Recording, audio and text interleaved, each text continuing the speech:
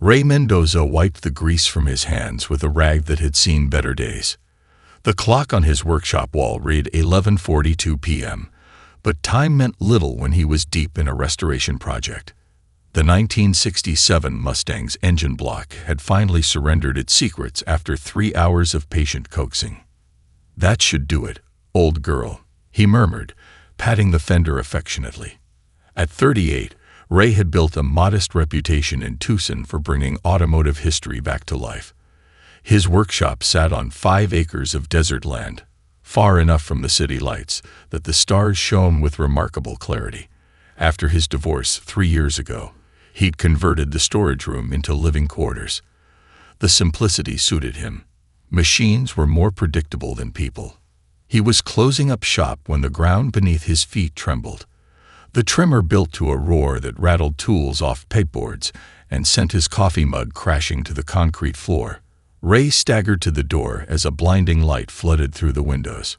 Earthquake. He wondered aloud, but Arizona rarely saw seismic activity this strong. The light vanished as suddenly as it had appeared, plunging everything into darkness deeper than before. When his vision adjusted, Ray noticed a faint glow emanating from behind his storage shed. Common sense told him to call someone. Police, military, anyone. Instead, he grabbed a flashlight and a wrench. The wrench wasn't much of a weapon, but its familiar weight in his hand steadied his nerves.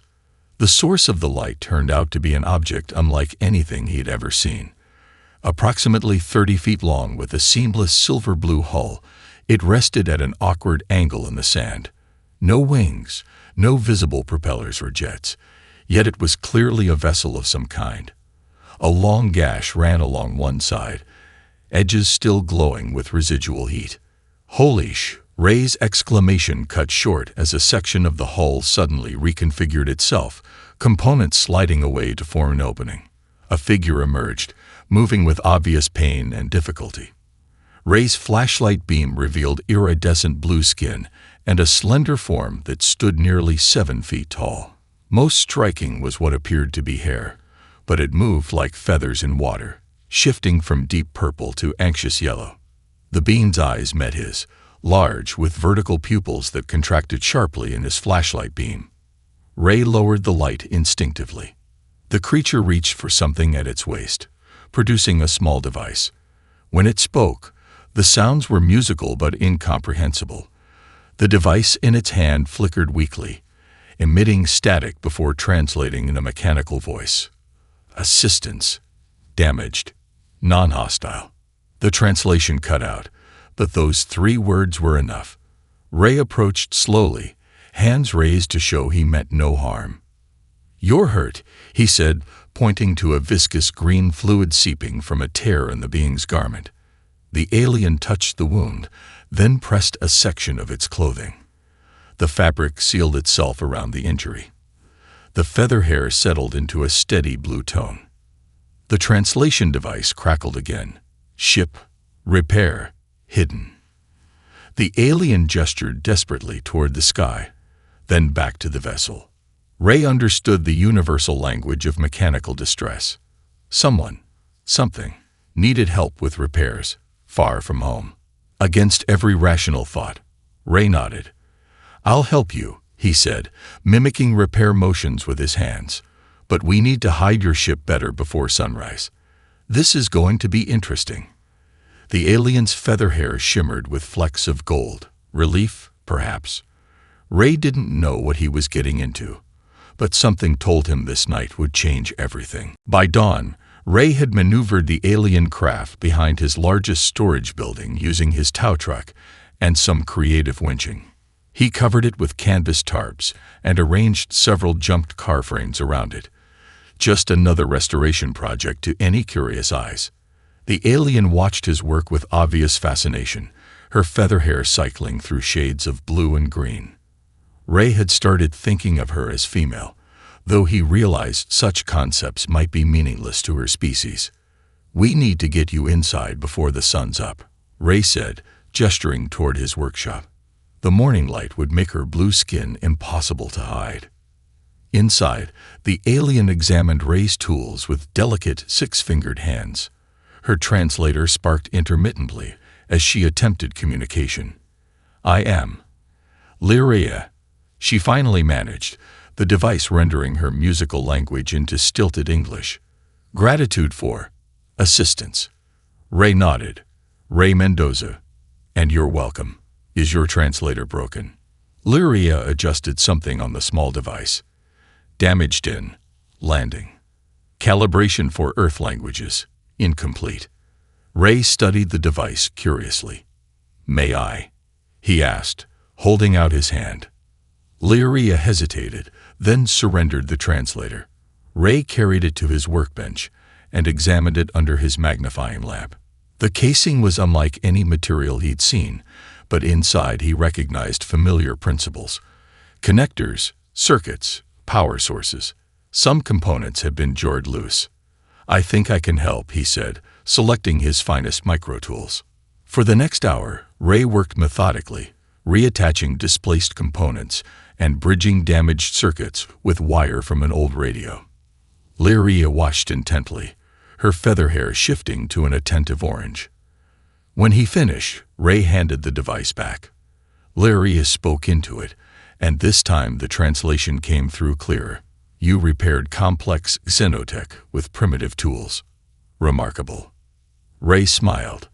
"Machines follow logic, even alien ones. What brings you to Earth? Bit off the beaten path, I'm guessing." "I am a botanical research specialist," Lyria explained, her translator now functioning smoothly. "My mission involved studying stellar phenomena in your system. My ship's navigation system malfunctioned during atmospheric data collection." She projected a holographic diagram from a wristband, showing her ship's damaged systems. Ray whistled low.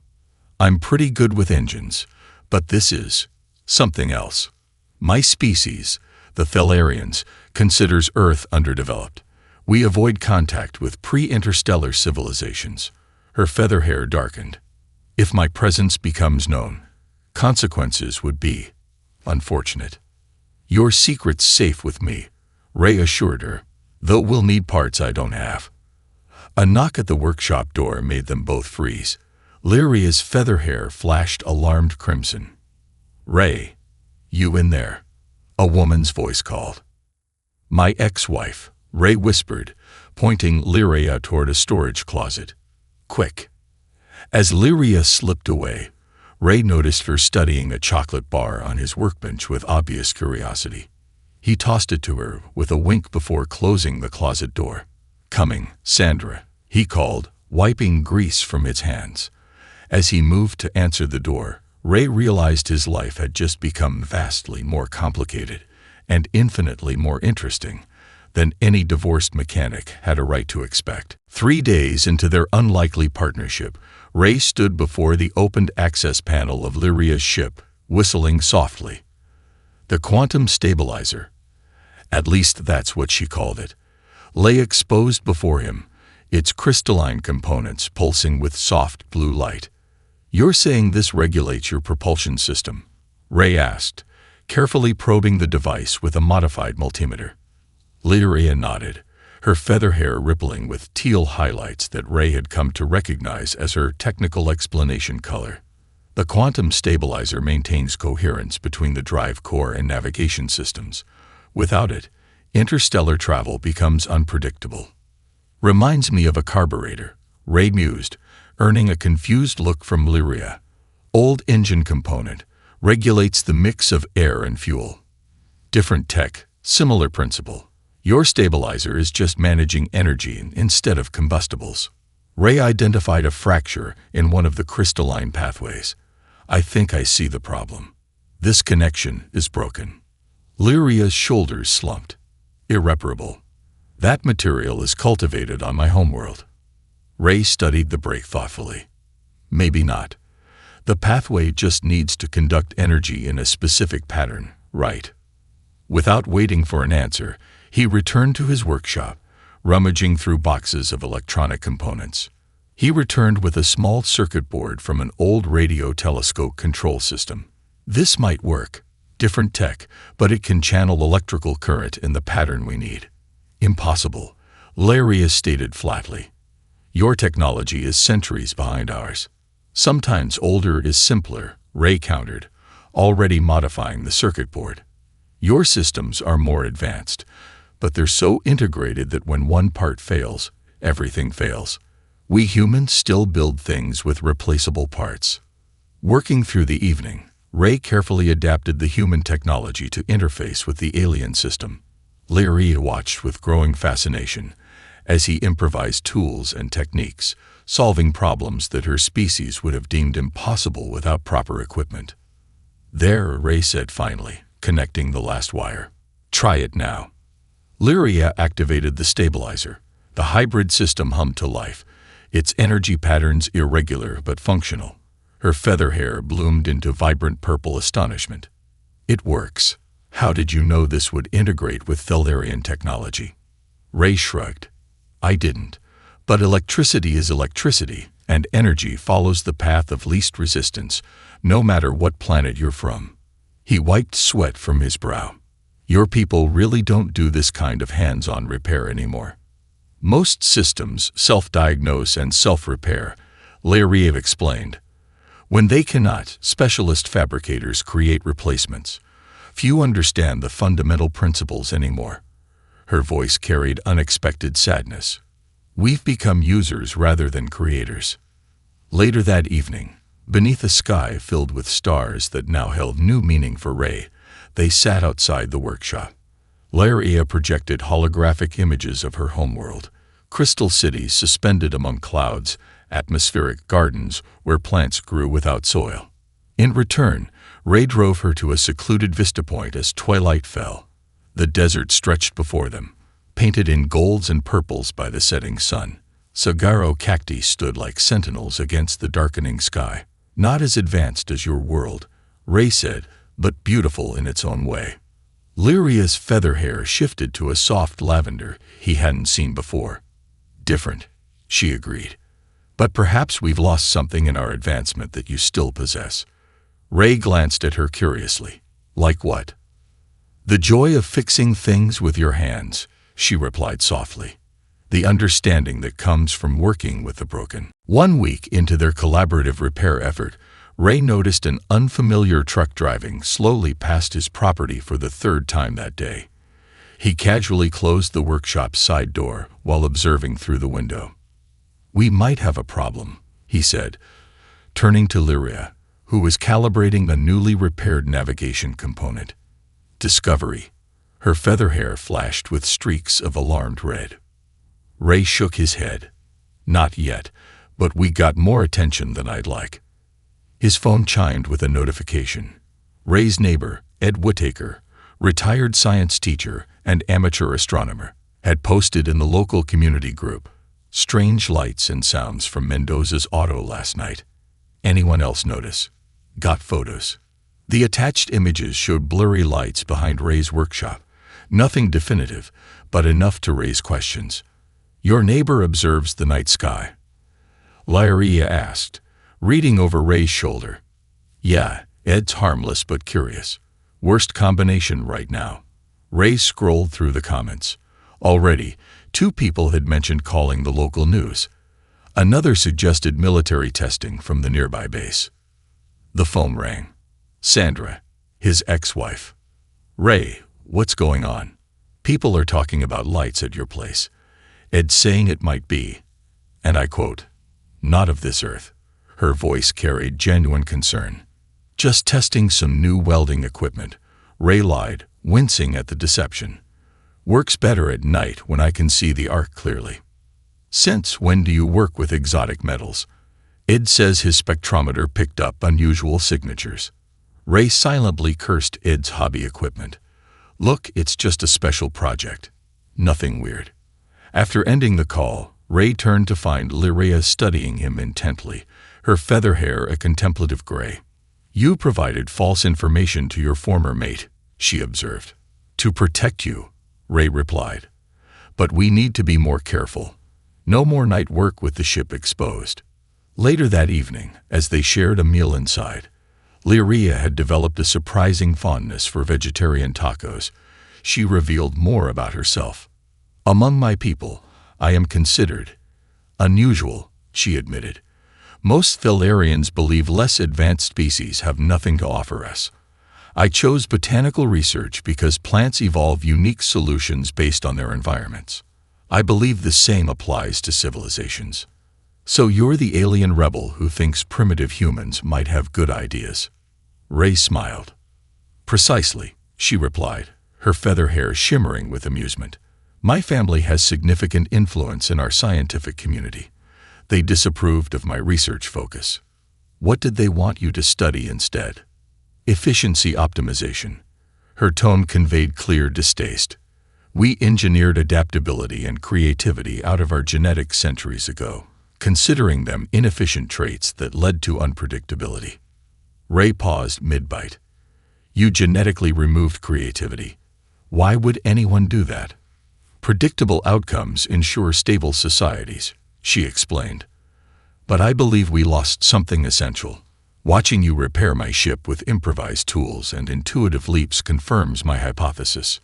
Their conversation was interrupted by headlights sweeping across the window. Ray peered outside to see a news van parking alongside his driveway. And now we have reporters, he muttered. Lyria's translator caught his words, her feather hair instantly shifting to alarmed crimson. What will you do? Ray grabbed a shop apron. I'll handle this. Stay inside and out of sight. As he stepped outside to intercept the reporter, Ray realized their time was running out. If local news had arrived, how long before government officials followed? The repairs needed to accelerate, regardless of the risks involved. Ray's demonstration of experimental LED lighting for his restoration projects had temporarily satisfied the local reporter. But as dawn broke the following day, he spotted two unmarked black SUVs parked on the distant highway, occupants observing his property through binoculars. Government, Ray muttered, closing the blinds. We're out of time. Lyria's feather hair pulsed with anxious purple as she finished calibrating the navigation interface. The propulsion system requires 12 more hours of alignment. We don't have 12 hours, Ray said, already moving with purpose. We need a new plan. Within 30 minutes, Ray had loaded essential components from Lyria's ship into his cherished '69 Chevy. He disguised Lyria in a hooded sweatshirt, sunglasses, and gloves. Not perfect, but enough to avoid immediate detection at a distance. What about my ship? Lyria asked as Ray secured the tarp over her partially repaired vessel. We'll have to come back for it, Ray explained. These components are what matter for now. Your navigation system and quantum stabilizer. We can finish repairs somewhere safer. As they prepared to leave, Ray handed Lyria a small tracking device. If we get separated, activate this. It'll help me find you. Ray checked his security cameras one last time and froze. They're moving in. Now. 4 black SUVs approached from the main road, while 2 more cut across the desert from the opposite direction. Ray gunned the Chevy's engine and burst through his property's rear fence, shooting across the desert landscape on a route only locals would know. The powerful V8 engine roared as they fishtailed onto a narrow dirt track. In the rearview mirror, dust clouds announced their pursuers had spotted them. Hold on, Ray called as he swerved around a cluster of saguaro cacti. The Chevy's custom suspension, built for desert racing in Ray's younger days, absorbed the punishment of the uneven terrain. Lyria gripped the dashboard, her feather hair cycling through colors faster than Ray had ever seen. Your vehicle control is impressive, she managed as they caught air over a small rise. Spent my youth racing out here, Ray replied with unexpected pride. About to put those misspent years to good use. He steered toward a narrow canyon, barely wide enough for the Chevy. The pursuing SUVs were newer and faster on straightaways, but Ray's intimate knowledge of the landscape gave him the edge in this environment. There's an abandoned turquoise mine ahead, Ray explained as they squeezed through the canyon. Used to explore it as a kid. We can hide there and finish your repairs. As they emerged from the canyon, one of the SUVs had circled around to cut them off. Ray executed a perfect handbrake turn, spraying gravel as they diverted onto a nearly invisible trail beneath an overhanging cliff. The maneuver bought them precious minutes. Soon they approached the abandoned mine, a dark opening in the rocky hillside, partially obscured by decades of desert growth.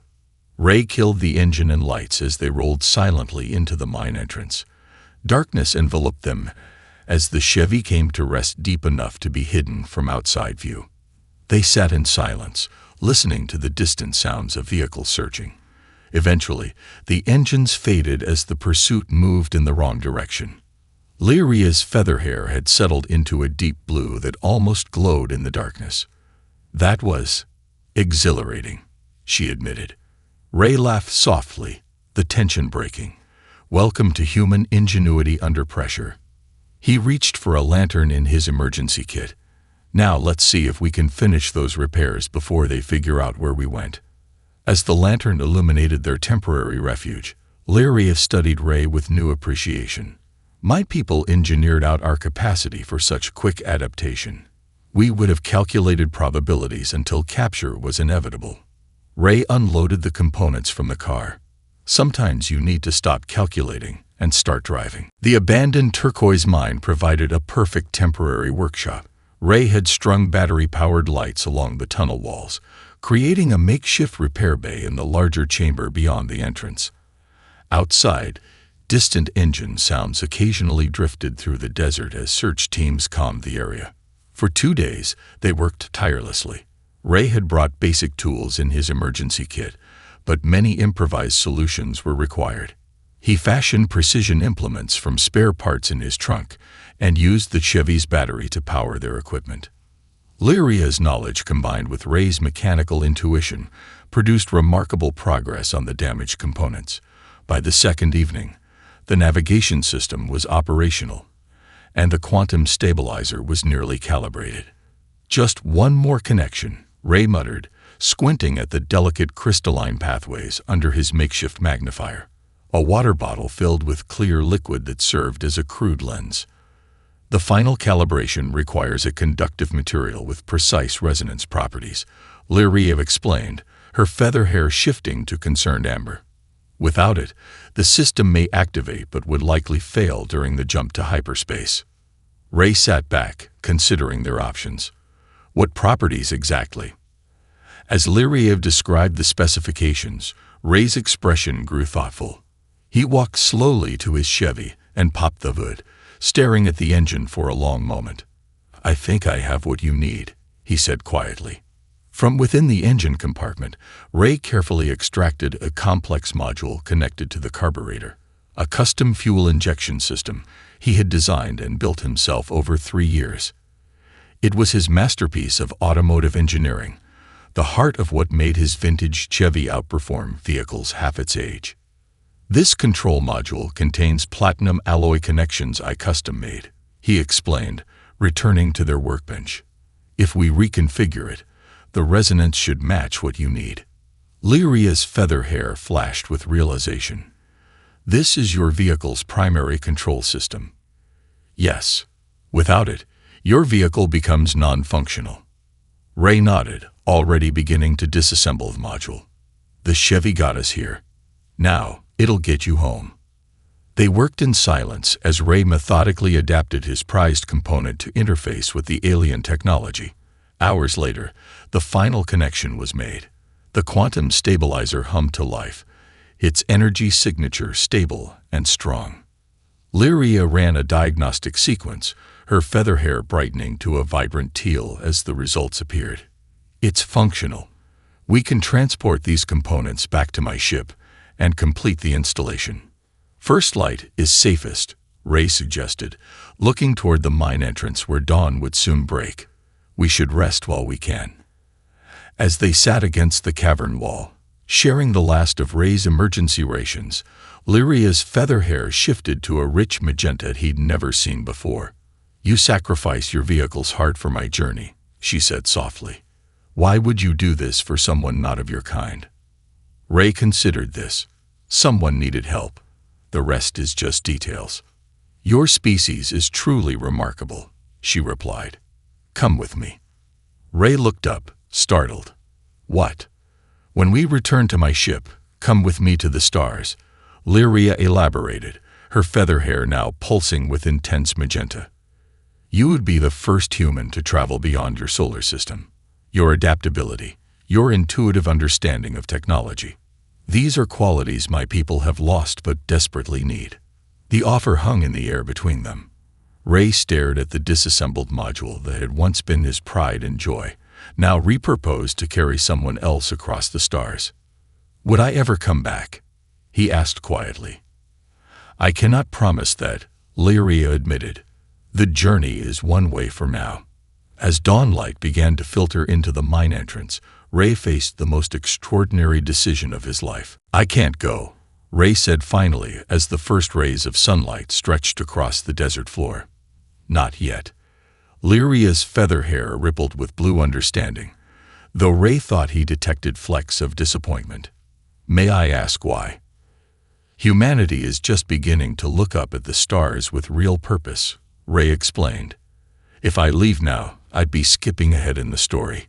We should earn our place out there, even if it takes longer. They departed the mine as daybreak painted the landscape in warm amber. Ray had configured the Chevy to run on a simplified system.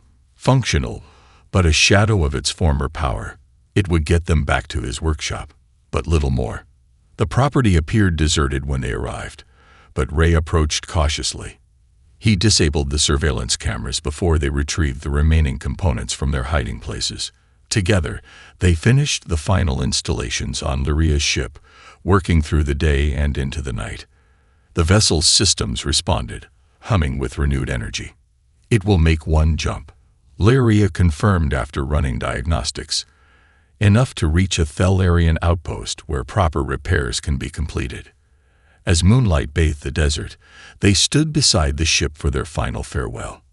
Your assistance has been beyond extraordinary, Lyria said, her translator somehow insufficient for the emotion in her voice. Just a mechanic doing his job, Ray replied with a forced smile. Lyria's feather hair shifted to deep magenta as she reached into a compartment in her suit. She withdrew a small crystalline object, roughly the size of a poker chip, but with faceted edges that caught the moonlight. For you, she said, placing it in Ray's palm. A token of gratitude from a traveler you helped when no one else would.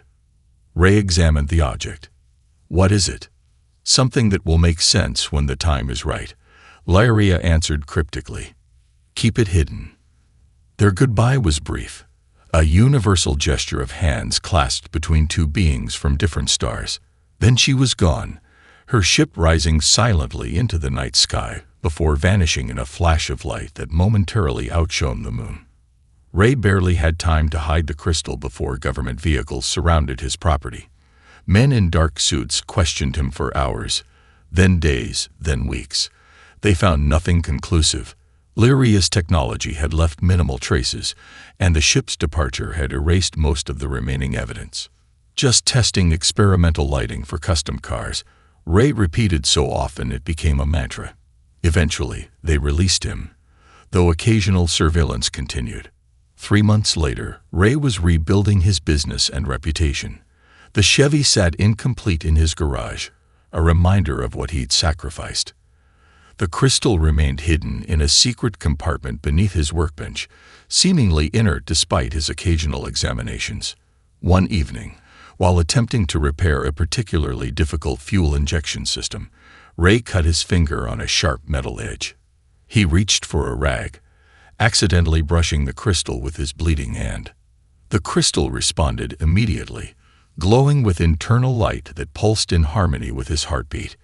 It projected a holographic display unlike anything he'd seen, not even on Lyria's ship. The information arranged itself in patterns that somehow made intuitive sense to him, diagrams transforming into concepts he could understand despite their alien origin.